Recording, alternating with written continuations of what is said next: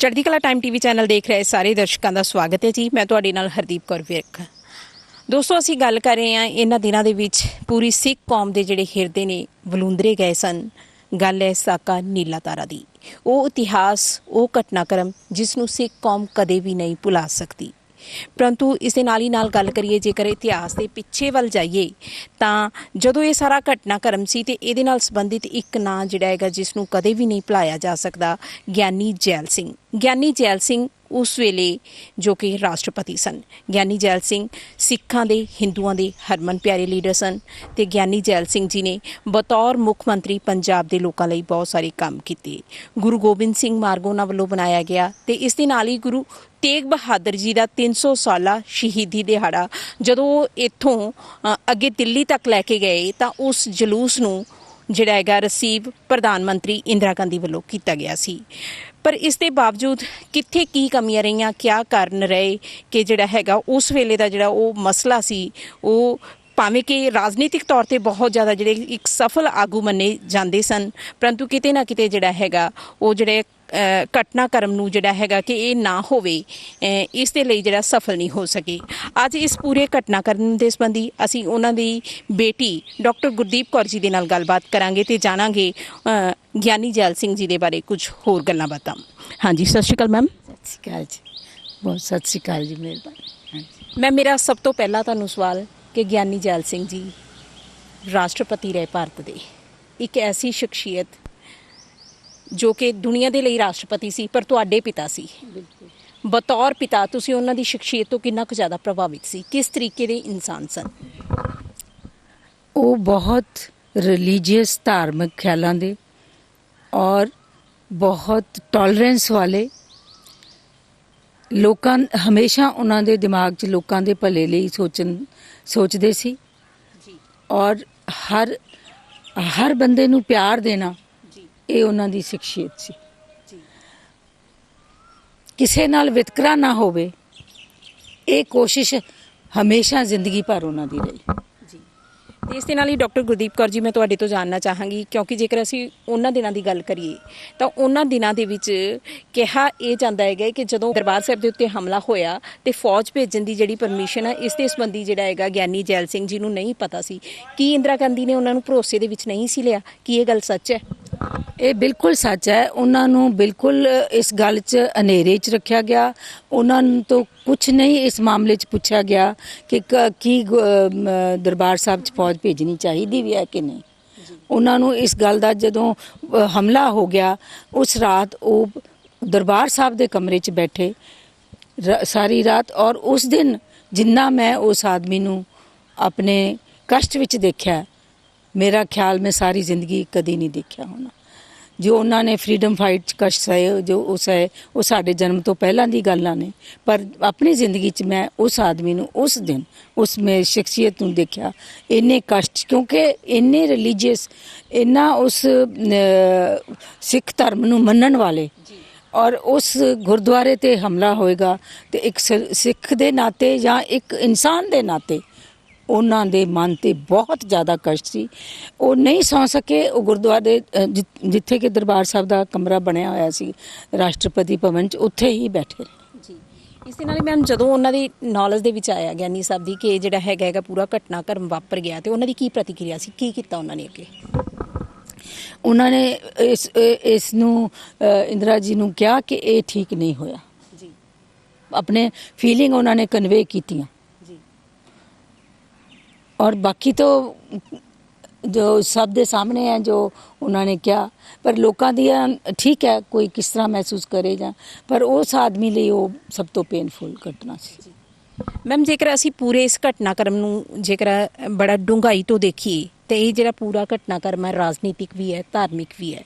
जे असी हुण इन्हां दोनों चीज़ों के बारे ਗਿਆਨੀ ਜੈਲ ਸਿੰਘ जी के बारे तुहाडे तो जानना चाहिए ਤਾਂ कि उन्होंने राजनीतिक तौर पर ਜਾਂ धार्मिक इस मसले नूं लैके तुहाडे परिवार दे नाल किस तरीके की कोई गलबात की? ਉਹ ਪਰਿਵਾਰ ਨਾਲ ਪੋਲੀਟੀਕਲ ਮਸਲੇ ਬਹੁਤ ਘੱਟ ਡਿਸਕਸ ਕਰਦੇ ਸੀ। ਜਿੱਥੋਂ ਤੱਕ ਧਰਮ ਦਾ ਹੈ, ਉਹ ਹਮੇਸ਼ਾ ਸਾਨੂੰ ਧਰਮ ਬਾਰੇ ਦੱਸਦੇ ਸੀ। ਗੁਰੂ ਗ੍ਰੰਥ ਦੇ ਸ਼ਬਦਾਂ ਦੇ ਅਰਥ ਦੱਸਣੇ, ਇਹ ਸਭ ਚੀਜ਼ਾਂ ਉਹ ਸਾਨੂੰ ਦੱਸਦੇ ਸੀ। ਪਰ ਧਰਮ ਨੂੰ ਪੋਲੀਟਿਕਸ ਵਿੱਚ ਉਹ ਕਦੀ ਵੀ ਨਹੀਂ ਲਿਆਉਣਾ ਚਾਹੁੰਦੇ ਸੀ, ਨਾ ਉਹ ਬਿਲੀਵ ਕਰਦੇ ਸੀ ਇਸ ਗੱਲ ਵਿੱਚ। ਪੋਲਿਟਿਕਸ ਘਰ ਵਿੱਚ ਉਹ ਬਹੁਤ ਘੱਟ ਡਿਸਕਸ ਕਰਦੇ ਸੀ। ਮੈਮ ਜਦੋਂ ਇਹ ਸਾਰਾ ਘਟਨਾਕ੍ਰਮ ਹੋਇਆ ਉਸ ਤੋਂ ਪਹਿਲਾਂ ਬੜਾ ਲੰਬਾ ਸਮਾਂ ਕਹਿੰਦੇ ਨੇ ਕਿ ਇੰਦਰਾ ਗਾਂਧੀ ਦੇ ਨਾਲ ਜਿਹੜਾ ਮੀਟਿੰਗਾਂ ਦਾ ਜਿਹੜਾ ਹੈਗਾ ਦੌਰ ਜਿਹੜਾ ਹੈਗਾ ਚੱਲਦਾ ਰਿਹਾ, ਕੀ ਉਹਨਾਂ ਨੇ ਕਦੇ ਤੁਹਾਨੂੰ ਦੱਸਿਆ ਕਿ ਜਿਹੜੀ ਹੈਗੀ ਉਹਨਾਂ ਦੀ ਮੀਟਿੰਗ ਹੋਈ ਹੈ ਤੇ ਉਹ ਇਸ ਮਸਲੇ ਨੂੰ ਸੁਲਝਾਉਣਾ ਚਾਹੁੰਦੇ ਨੇ ਲੇਕਿਨ ਹੱਲ ਨਹੀਂ ਨਿਕਲ ਰਿਹਾ? ਕੋਈ ਇਸ ਤਰੀਕੇ ਦੀ ਕੋਈ ਗੱਲਬਾਤ ਹੋਈ? ਇਹੋ ਜੀ ਡਿਸਕਸ਼ਨ ਸਾਡੇ ਨਾਲ ਫੈਮਿਲੀ ਨਾਲ ਉਹ ਬਹੁਤ ਘੱਟ ਕਰਦੇ ਸੀ, ਕਿਉਂਕਿ ਕਿਹਾ ਜਾਂਦਾ ਨਾ ਕਿ ਉਹਨਾਂ ਦਿਨਾਂ ਦੇ ਵਿੱਚ ਜਿਹੜੀ ਹੈ ਦਰਬਾਰਾ ਸਿੰਘ ਦੀ ਜਿਹੜੀ ਹੈਗੀ ਬਹੁਤ ਜ਼ਿਆਦਾ ਬੋਲਬਾਲਾ ਸੀ ਔਰ ਕਹਿੰਦੇ ਨੇ ਕਿ ਉਹਨਾਂ ਨੇ ਜੋ ਉਸ ਸਮੇਂ ਰੋਲ ਅਦਾ ਕੀਤਾ ਕੋਈ ਬਹੁਤਾ ਵਧੀਆ ਨਹੀਂ ਕੀਤਾ। ਇਸ ਤਰੀਕੇ ਦੀ ਕੋਈ ਗੱਲਬਾਤ ਕਦੇ ਹੋਈ ਹੋਵੇ? ਉਹ ਦਰਬਾਰਾ ਸਿੰਘ ਦੇ ਖਿਆਲਾਂ ਨਾਲ ਉਹ ਸਹਿਮਤ ਨਹੀਂ ਸੀਗੇ। ਹੋ ਸਕਦਾ ਇਹ ਮੈਂ ਸੋਚਦੀ ਹਾਂ ਵੀ ਸ਼ਾਇਦ ਕਿਉਂਕਿ ਦਰਬਾਰਾ ਸਿੰਘ ਨੂੰ ਜ਼ਿਆਦਾ ਪੰਜਾਬ ਮਸਲੇ ਲਈ ਉਹਨਾਂ ਦਿਨਾਂ 'ਚ ਇੰਦਰਾ ਜੀ ਨੇ ਸ਼ਾਇਦ ਜ਼ਿਆਦਾ ਸਮਝਿਆ ਹੋਵੇ ਤੇ ਇਸ ਕਰਕੇ ਉਹਨਾਂ ਨੂੰ ਇਸ ਗੱਲ ਲਈ ਘੱਟ ਵੀ ਕੰਸਲਟ ਕੀਤਾ ਹੋਵੇ, ਇਹ ਮੈਂ ਸੋਚਦੀ ਹਾਂ। ਪਰ ਦਰਬਾਰਾ ਸਿੰਘ ਨਾਲ ਡਿਫਰੈਂਸ ਆਫ ਓਪੀਨੀਅਨ ਉਹਨਾਂ ਦਾ ਰਿਹਾ। ਗਿਆਨੀ ਜੈਲ ਸਿੰਘ ਜੀ ਜਿਹੜੇ ਹੈਗੇ ਸਭ ਤੋਂ ਪਹਿਲਾਂ ਪੰਜਾਬ ਦੇ ਜਿਹੜੇ ਨੇ ਮੁੱਖ ਮੰਤਰੀ ਰਹੇ, ਫਿਰ ਉਹਨਾਂ ਦੀ ਜਿਹੜੀ ਹੈਗੀ ਚੋਣ ਜਿਹੜੀ ਹੈਗੀ ਹੋਮ ਮਿਨਿਸਟਰ ਤੇ ਰਹੀ। ਹਾਲਾਂਕਿ ਇਹ ਤੁਹਾਡੇ ਲਈ ਦੱਸ ਪਾਉਣਾ ਔਖਾ ਹੈ ਕਿ ਉਹਨਾਂ ਦੀ ਜਿਹੜੀ ਹੋਮ ਮਿਨਿਸਟਰ ਲਈ ਜਿਹੜੀ ਚੋਣ ਹੈਗੀ ਉਹ ਹੋਈ, ਕੀ ਕੁਆਲਿਟੀ ਤੁਸੀਂ ਦੇਖਦੇ ਹੋ? ਪਰ ਬਤੌਰ ਪਿਤਾ ਦੇ ਤੌਰ ਤੇ ਤੁਹਾਨੂੰ ਕੀ ਲੱਗਦਾ ਕੀ ਕੁਆਲਿਟੀ ਰਹੀ ਹੋਣੀ ਆ ਕਿ ਉਹਨਾਂ ਦੀ ਜਿਹੜੀ ਚੋਣ ਹੋਈ? ਇਹ ਤਾਂ ਲੀਡਰ ਹੀ ਚੁਣ ਸਕਦਾ ਹੈ, ਦੱਸ ਸਕਦਾ ਹੈ ਐਗਜ਼ੈਕਟਲੀ ਕਿ ਉਹਨੇ ਕੀ ਦੇਖਿਆ ਕਿ ਉਹਨਾਂ ਨੂੰ ਹੋਮ ਮਿਨਿਸਟਰ ਬਣਾਇਆ। ਮੈਂ ਐਜ਼ ਮਾਈ ਫਾਦਰ ਮੈਂ ਤਾਂ ਇੰਨਾ ਹੀ ਕਹਿ ਸਕਦੀ ਹਾਂ ਕਿ ਉਹ ਇੱਕ ਇੰਟੈਲੀਜੈਂਟ, ਹਰ ਮੁਸ਼ਕਿਲ ਨੂੰ ਸੁਲਝਾਉਣ ਦੀ ਕੈਪੇਬਿਲਿਟੀ ਰੱਖਦੇ ਸੀ ਔਰ ਉਹਨਾਂ ਨੂੰ ਕਿਸੇ ਰਿਲੀਜੀਅਨ ਨਾਲ ਕੋਈ ਵਿਤਕਰਾ ਨਹੀਂ ਸੀ ਰੱਖਣਾ ਚਾਹੁੰਦੇ ਉਹ। ਔਰ ਹੋ ਸਕਦਾ ਹੈ ਇਹ ਅੰਡਰਸਟੈਂਡਿੰਗ ਉਹਨਾਂ ਦੀ ਬੜੀ ਅੱਛੀ ਸੀ, ਇੰਟੈਲੀਜੈਂਟ ਸੀ, ਟੋਲਰੈਂਸ ਉਸ ਆਦਮੀ ਦੀ ਬਹੁਤ ਟੋਲਰੈਂਟ ਆਦਮੀ ਸੀ। ਕਿਸੇ ਨਾਲ ਵਿਰੋਧਤਾ ਕਦੀ ਨਹੀਂ ਸੀ ਰੱਖਦੇ ਉਹ ਲੌਂਗ ਰਨ, ਕਦੀ ਵੀ। ਉਹਨਾਂ ਦੀ ਡਿਫਰੈਂਸ ਓਪੀਨੀਅਨ ਹੋਣਾ ਡਿਫਰੈਂਟ ਚੀਜ਼ ਹੈ ਪਰ ਕਦੀ ਕਿਸੇ ਦੇ ਵਿਰੋਧ, ਉਹ ਹਮੇਸ਼ਾ ਕਹਿੰਦੇ ਸੀ ਕੋਈ ਹਮੇਸ਼ਾ ਵਿਰੋਧੀ ਨਹੀਂ ਹੁੰਦਾ। ਤੁਹਾਡੇ ਥਾਟ ਵੇਵ ਡਿਫਰੈਂਟ ਹੋ ਸਕਦੀ ਹੈ ਪਰ ਵਿਰੋਧੀ ਨਹੀਂ ਹੋ ਸਕਦਾ। ਇਹ ਕੁਆਲਿਟੀਜ਼ ਲੀਡਰ ਨੇ ਦੇਖੀਆਂ ਤੇ ਉਹਨਾਂ ਨੂੰ ਹੋਮ ਮਿਨਿਸਟਰ ਬਣਾਇਆ।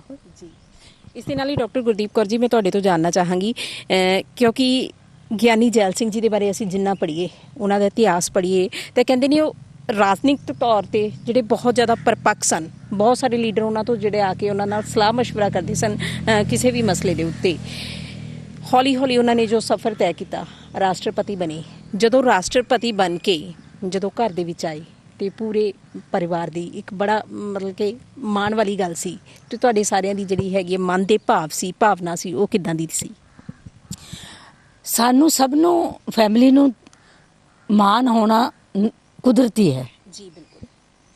ਉਹਨਾਂ ਦੇ ਭਾਵਨਾਵਾਂ ਇਹ ਸੀ ਕਿ ਸਾਡੇ ਫਾਦਰ ਨੇ ਜ਼ਿੰਦਗੀ ਵਿੱਚ ਕੀ ਕੁਝ ਹਾਸਲ ਕੀਤਾ, ਫਰੀडम ਫਾਈਟਰਸ ਕੰਟਰੀਬਿਊਸ਼ਨ ਉਹਨਾਂ ਦੀ ਹੈ, ਦੇਸ਼ ਦੀ ਇੰਟੈਗ੍ਰਿਟੀ ਲਈ ਵੀ ਉਹਨਾਂ ਦੀ ਕੰਟਰੀਬਿਊਸ਼ਨ ਮੈਂ ਸਮਝਦੀ ਹਾਂ ਬਹੁਤ ਹੈ। ਈਵਨ ਜਿਹੜੀਆਂ ਇਹ ਘਟਨਾਵਾਂ ਪੰਜਾਬ ਦੀਆਂ ਹੋਈਆਂ ਉਹਦੇ ਵਿੱਚ ਵੀ ਉਹਨਾਂ ਨੇ ਆਪਣੀ ਸੂਝ-ਬੂਝ ਨਾਲ ਆਪਣੀ ਕੌਮ ਲਈ ਵੀ ਬਚਾਓ ਕਰਨ ਦਾ ਪੂਰਾ ਯਤਨ ਕੀਤਾ ਔਰ ਦੇਸ਼ ਨੂੰ ਵੀ ਡਿਸਇੰਟੈਗਰੇਟ ਹੋਣ ਤੋਂ ਬਚਾਉਣ ਦੀ ਪੂਰੀ ਕੋਸ਼ਿਸ਼ ਕੀਤੀ। ਸੋ ਇਸ ਗੱਲ ਦਾ ਸਾਨੂੰ ਮਾਣ ਹੈ ਉਹਨਾਂ ਤੇ। ਜੀ ਮੈਮ, ਨਾਲ ਦੀ ਨਾਲ ਕਿਤੇ ਨਾ ਕਿਤੇ ਲੋਕਾਂ ਤੋਂ ਸੁਣਨ ਨੂੰ ਵੀ ਇਹ ਗੱਲ ਮਿਲੀ ਹੈ ਔਰ ਕਿਤੇ ਨਾ ਕਿਤੇ ਕੁਝ ਇੱਕ ਲੇਖਕਾਂ ਨੇ ਲਿਖਿਆ ਵੀ ਹੈ ਕਿ ਜਦੋਂ ਉਹਨਾਂ ਨੇ ਰਾਸ਼ਟਰਪਤੀ ਬਣੇ ਤਾਂ ਰਾਸ਼ਟਰਪਤੀ ਭਵਨ ਦੇ ਵਿੱਚ ਉਹਨਾਂ ਦੇ ਵੱਲੋਂ ਜਿਹੜਾ ਹੈਗਾ ਪ੍ਰਕਾਸ਼ ਕਰਵਾਇਆ ਗਿਆ। ਇਹ ਗੱਲ ਕਿੱਥੋਂ ਤੱਕ ਸੱਚ ਹੈ? ਉਹ ਕਿਸੇ ਵੀ ਆਫਿਸ ਵਿੱਚ ਗਏ ਹੈ ਤਾਂ ਹਮੇਸ਼ਾ ਉਹਨਾਂ ਨੇ ਜੋ ਅਫੀਸ਼ੀਅਲ ਰੈਜ਼ੀਡੈਂਸ ਉਹਨਾਂ ਨੂੰ ਮਿਲਿਆ ਹੈ ਉਹਦੇ ਵਿੱਚ ਪਹਿਲਾਂ ਉਹਨਾਂ ਨੇ ਦਰਬਾਰ ਸਾਹਿਬ ਦਾ ਹਰ ਜਗ੍ਹਾ ਪਹਿਲਾਂ ਪ੍ਰਕਾਸ਼ ਕੀਤਾ ਜੀ। ਚੀਫ ਮਿਨਿਸਟਰ ਵੇਲੇ ਵੀ ਜੀ, ਔਰ ਜਦੋਂ ਰਾਸ਼ਟਰਪਤੀ ਭਵਨ ਗਏ ਓਥ ਲੈਣ ਤੋਂ ਬਾਅਦ ਉਹਨਾਂ ਨੇ ਦਰਬਾਰ ਸਾਹਿਬ ਆਪ ਸਿਰ ਤੇ ਉਹਨਾਂ ਦੀ ਦਰਬਾਰ ਸਾਹਿਬ ਦੀ ਬੀੜ ਨੂੰ ਪਹਿਲਾਂ ਉੱਥੇ ਸਥਾਪਿਤ ਕੀਤਾ ਰਾਸ਼ਟਰਪਤੀ ਭਵਨ 'ਚ, ਫਿਰ ਉਹਨਾਂ ਨੇ ਉੱਥੇ ਰਹਿਣਾ ਸ਼ੁਰੂ ਕੀਤਾ ਔਰ ਰਾਸ਼ਟਰਪਤੀ ਦੀ ਓਥ ਲੈਣ ਤੋਂ ਬਾਅਦ ਪਹਿਲਾਂ ਉਹ ਅਨੰਦਪੁਰ ਸਾਹਿਬ ਮੱਥਾ ਟੇਕ ਕੇ ਆਏ, ਫਿਰ ਉਹਨਾਂ ਨੇ ਰਾਸ਼ਟਰਪਤੀ ਦਾ ਆਫਿਸ ਜੁਆਇਨ ਕੀਤਾ। ਇਹ ਉਹਨਾਂ ਦਾ ਹਮੇਸ਼ਾ ਤੋਂ ਰਿਹਾ, ਕਿਉਂਕਿ ਗੁਰੂ ਘਰ ਦੇ ਵਿੱਚ ਉਹਨਾਂ ਦੀ ਇੰਨੀ ਸ਼ਰਧਾ ਤੇ ਵਿਸ਼ਵਾਸ ਸੀਗਾ। ਕੋਈ ਵੀ ਫੈਸਲਾ ਵੱਡਾ ਕਰਦੇ ਸੀ ਤਾਂ ਦਰਬਾਰ ਸਾਹਿਬ ਦੀ ਅੱਗੇ ਅਰਦਾਸ ਕਰਕੇ ਹੀ ਕਰਦੇ ਸੀ। ਗਿਆਨੀ ਜੀ ਜਦੋਂ 8 ਜੂਨ ਨੂੰ ਇਹ ਸਾਰਾ ਘਟਨਾਕ੍ਰਮ ਹੋ ਗਿਆ ਸੀ, 8 ਜੂਨ ਨੂੰ ਦਰਬਾਰ ਸਾਹਿਬ ਗਏ, ਉਸ ਸਮੇਂ ਦੇ ਹਾਲਾਤ ਸੀ ਜਿਹੜੇ ਹਾਲਾਂਕਿ ਜਿਹੜਾ ਹੈਗਾ ਕਾਫੀ ਚੀਜ਼ਾਂ ਜਿਹੜੀਆਂ ਹੈਗੀਆਂ ਉੱਥੋਂ ਸਾਫ਼ ਕਰ ਦਿੱਤੀਆਂ ਸਨ, ਲੇਕਿਨ ਗੋਲੀਆਂ ਦੇ ਨਿਸ਼ਾਨ ਦਰਬਾਰ ਸਾਹਿਬ ਦੇ ਉੱਤੇ, ਹੋਰ ਬਹੁਤ ਜ਼ਿਆਦਾ ਜਿਹੜਾ ਨੁਕਸਾਨ ਹੋਇਆ ਉਹ ਪ੍ਰਤੱਖ ਵੇਖਿਆ ਜਾ ਸਕਦਾ ਸੀ। ਉਹ ਸਾਰੀਆਂ ਚੀਜ਼ਾਂ ਨੂੰ ਦੇਖ ਕੇ ਜਦੋਂ ਘਰ ਆਏ ਤਾਂ ਕਿੰਨੇ ਕੁ ਦੁਖੀ ਸਨ? ਉਹ ਬਹੁਤ ਹੀ ਦੁਖੀ ਸੀ, ਬਹੁਤ ਦੁਖੀ ਸੀ, ਕਿਉਂਕਿ ਇੱਕ ਡਿਵੋਟ ਸਿੱਖ ਨੂੰ ਇਹ ਸਭ ਕੁਝ ਦੇਖ ਕੇ ਕਸ਼ਟ ਹੋਣਾ ਇੱਕ ਨੈਚੁਰਲ ਚੀਜ਼ ਵੀ ਹੈ, ਔਰ ਉਹ ਤੇ ਬਹੁਤ ਹੀ ਉਪਾਸ਼ਕ ਸੀ ਗੁਰੂ ਗ੍ਰੰਥ ਸਾਹਿਬ ਦੇ। ਹਾਲਾਂਕਿ ਕੁਝ ਇੱਕ ਵਿਰੋਧੀ ਧਿਰਾਂ ਦਾ ਇਹ ਕਹਿਣਾ ਹੈਗਾ ਕਿ ਜੇਕਰ ਉਸ ਸਮੇਂ ਗਿਆਨੀ ਜੈਲ ਸਿੰਘ ਜੀ ਰਿਜ਼ਾਈਨ ਦੇ ਦਿੰਦੇ ਤਾਂ ਸ਼ਾਇਦ ਜਿਹੜਾ ਹੈਗਾ ਇਹ ਨੁਕਸਾਨ ਹੋਣ ਤੋਂ ਬਚਾਇਆ ਜਾ ਸਕਦਾ ਸੀ। ਪਰ ਜੇਕਰ ਇਹਨਾਂ ਸਾਰੀਆਂ ਚੀਜ਼ਾਂ ਨੂੰ ਬੜੀ ਘੋਖ ਦੇ ਨਾਲ ਜੇਕਰ ਪੜਤਾਲ ਕੀਤਾ ਜਾਵੇ ਤਾਂ ਹੋ ਸਕਦਾ ਹੈ ਕਿ ਜੇਕਰ ਉਹ ਰਿਜ਼ਾਈਨ ਦੇ ਦਿੰਦੇ ਤਾਂ ਉਸ ਤੋਂ ਵੱਧ ਨੁਕਸਾਨ ਹੋ ਜਾਂਦਾ। ਇਹ ਤਾਂ ਉਸ ਸਮੇਂ ਦੇ ਹਾਲਾਤਾਂ ਤੇ ਨਿਰਭਰ ਕਰਦਾ ਸੀ ਕਿ ਕੀ ਹੋ ਸਕਦਾ ਸੀ, ਕੀ ਨਹੀਂ ਹੋ ਸਕਦਾ ਸੀ। ਪਰ ਹੁਣ ਜੇਕਰ ਅਸੀਂ ਜਾਣਨਾ ਚਾਹੀਏ ਮੈਡਮ ਗੁਰਦੀਪ ਕੌਰ ਤੋਂ ਕਿ ਤੁਸੀਂ ਨਿੱਜੀ ਤੌਰ ਤੇ ਮੈਡਮ ਕੀ ਮਹਿਸੂਸ ਕਰਦੇ ਹੋ ਕਿ ਉਹਨਾਂ ਨੂੰ ਰਿਜ਼ਾਈਨ ਦੇਣਾ ਚਾਹੀਦਾ ਸੀ? ਮੈਂ ਨਿੱਜੀ ਤੌਰ ਤੇ ਕਹਿੰਦੀ ਹਾਂ ਬਿਲਕੁਲ ਨਹੀਂ ਦੇਣਾ ਚਾਹੀਦਾ ਸੀ, ਔਰ ਇਹ ਡਿਸਕਸ਼ਨ ਹੋਈ ਵੀ ਜੀ। ਉਹਨਾਂ ਨੇ ਆਪਣੇ ਸਲਾਹਕਾਰਾਂ ਨਾਲ ਵੀ ਕੀਤੀ ਤੇ ਘਰ ਵਿੱਚ ਵੀ ਇਹ ਗੱਲ ਚੱਲੀ ਕਿ ਰਿਜ਼ਾਈਨ ਕਰਨਾ ਚਾਹੀਦਾ ਕਿ ਨਹੀਂ, ਪਰ ਸਭ ਸੋਚ ਸਮਝ ਕੇ ਕਿ ਉਸ ਵੇਲੇ ਰਿਜ਼ਾਈਨ ਕਰਨ ਦੇ ਨੁਕਸਾਨ ਕਿੰਨੇ ਜ਼ਿਆਦਾ ਹੈ, ਸਿੱਖ ਕੌਮ ਲਈ ਕਿੰਨਾ ਵੱਡਾ ਕਸ਼ਟ ਖੜਾ ਹੋ ਸਕਦਾ ਹੈ। ਦੂਸਰਾ, ਉਹ ਇੱਕ ਫਰੀडम ਫਾਈਟਰ ਜੋ ਦੇਸ਼ ਦੀ ਇੰਟੈਗ੍ਰਿਟੀ ਲਈ ਆਪਣੀ ਜਾਨ ਤੇ ਵਾਰ ਕੇ ਲੜਦਾ ਰਿਹਾ, ਔਰ ਉਸ ਦੇਸ਼ ਦੇ ਵੀ ਟੁਕੜੇ ਕਰਾਵੇ, ਔਰ ਉਹ ਰਾਸ਼ਟਰਪਤੀ ਇੱਕ ਨਾ ਤਾਂ ਉਹ ਇੱਕ ਕੌਮ ਦਾ ਸੀ ਨਾ ਇੱਕ ਸੂਬੇ ਦਾ ਸੀ, ਉਹ ਪੂਰੇ ਹਿੰਦੁਸਤਾਨ ਦਾ ਰਾਸ਼ਟਰਪਤੀ ਸੀ। ਇੱਕ ਸਿੱਖ ਦੇ ਨਾਤੇ ਉਹਦੀ ਕੀ ਡਿਊਟੀ ਸੀ ਉਹ ਵੀ ਉਹਨੇ ਸੋਚੀ, ਆਪਣੀ ਕੌਮ ਦਾ ਵੀ ਸੋਚਿਆ, ਡਿਊਟੀ ਵੀ ਸੋਚੀ, ਔਰ ਇਸ country the as a Sikh duty ਔਰ ਉਸ ਕੰਟਰੀ ਦੀ ਇੰਟੈਗ੍ਰਿਟੀ ਲਈ ਮੈਂ ਅੱਜ ਵੀ ਸੋਚਦੀ ਹਾਂ ਕਿ ਨਾ ਰਿਜ਼ਾਈਨ ਕਰਨਾ ਹੀ ਡਿਸੀਜਨ ਸੀ। ਇਸੇ ਨਾਲ ਮੈਮ ਅਸੀਂ ਦੇਖੀਏ ਤਾਂ ਇਸ ਪੂਰੇ ਘਟਨਾਕ੍ਰਮ ਨੂੰ ਜਿਹੜਾ ਹੈਗਾ 35 ਸਾਲ ਹੋ ਚੁੱਕੇ ਨੇ। ਇੰਨਾ ਲੰਬਾ ਸਮਾਂ ਬੀਤ ਜਾਣ ਦੇ ਬਾਵਜੂਦ ਜਿਹੜੀਆਂ ਸਾਡੀਆਂ ਭਾਵਨਾਵਾਂ ਨੇ ਅੱਜ ਵੀ ਉਸੇ ਤਰੀਕੇ ਜਦੋਂ ਜੂਨ ਦਾ ਮਹੀਨਾ ਆਉਂਦਾ ਹੈਗਾ ਸਾਡੇ ਹਿਰਦੇ ਬਲੂੰਦਰੇ ਜਾਂਦੇ ਨੇ।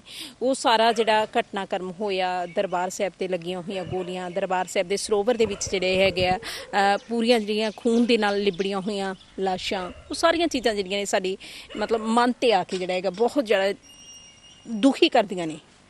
ਪਰ ਮੈਂ ਤੁਹਾਡੇ ਤੋਂ ਜਾਣਨਾ ਚਾਹਾਂਗੀ ਕਿ ਜੇਕਰ ਅਸੀਂ ਕੁਝ ਕਲੋਜ਼ਰ ਲੱਭਣਾ ਚਾਹੀਏ ਤਾਂ ਉਹ ਕੀ ਹੋ ਸਕਦਾ ਇਹਦਾ?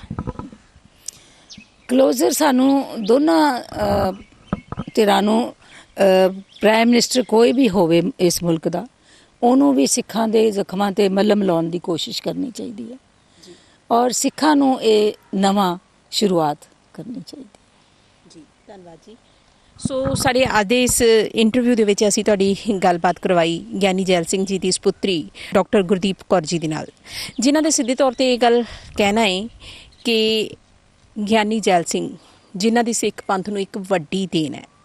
ਜਦੋਂ ਪੰਜਾਬ ਦੇ ਮੁੱਖ ਮੰਤਰੀ ਰਹੇ, ਪੰਜਾਬ ਦੇ ਲਈ ਕੀ ਉਹਨਾਂ ਨੇ ਸਿੱਖ ਕੌਮ ਦੇ ਲਈ ਕੁਝ ਨਹੀਂ ਕੀਤਾ? ਇਸ ਦਾ ਜਵਾਬ ਸਿੱਖ ਕੌਮ ਆਪ ਦੇਵੇ।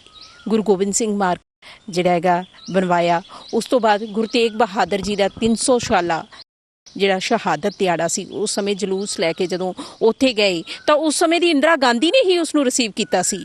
ਕੀ ਇਹ ਸਾਡੀ ਸਿੱਖਾਂ ਦੀ ਜਿਹੜੀ ਹੈਗੀ ਇੱਕ ਵੱਡੀ ਅਚੀਵਮੈਂਟ ਨਹੀਂ ਸੀ? ਪਰ ਜੇ ਅਸੀਂ ਗੱਲ ਕਰੀਏ ਉਹਨਾਂ ਦੇ ਰਿਜ਼ਾਈਨ ਦੀ, ਤਾਂ ਰਿਜ਼ਾਈਨ ਜੇਕਰ ਉਹ ਦੇ ਦਿੰਦੇ, ਇਸ ਨੂੰ ਬੜਾ ਡੂੰਘੇ ਤਰੀਕੇ ਦੇ ਨਾਲ ਇਹਦੇ ਤੇ ਵਿਚਾਰ ਕਰਨ ਦੀ ਜ਼ਰੂਰਤ ਹੈ ਕਿ ਉਸ ਸਮੇਂ ਉਹਨਾਂ ਦਾ ਦਿੱਤਾ ਹੋਇਆ ਜਿਹੜਾ ਰਿਜ਼ਾਈਨ ਆ ਕਿਤੇ ਨਾ ਕਿਤੇ ਜਿਹੜਾ ਹੈਗਾ ਹੋਰ ਵੀ ਜ਼ਿਆਦਾ ਜਿਹੜਾ ਹੈਗਾ ਝਗੜੇ ਦਾ ਕਾਰਨ, ਹੋਰ ਵੀ ਜ਼ਿਆਦਾ ਜਿਹੜਾ ਨੁਕਸਾਨ ਦਾ ਕਾਰਨ ਬਣ ਸਕਦਾ ਸੀ। ਅਜਿਹਾ ਕਹਿਣਾ ਹੈ ਡਾਕਟਰ ਗੁਰਦੀਪ ਕੌਰ ਦਾ। ਇਸ ਦੇ ਨਾਲ ਹੀ ਮੈਨੂੰ ਹਰਦੀਪ ਕੌਰ ਵਿਰਕ ਨੂੰ ਔਰ ਮੇਰੇ ਨਾਲ ਡਾਕਟਰ ਗੁਰਦੀਪ ਕੌਰ ਜੀ ਨੂੰ ਦਿਓ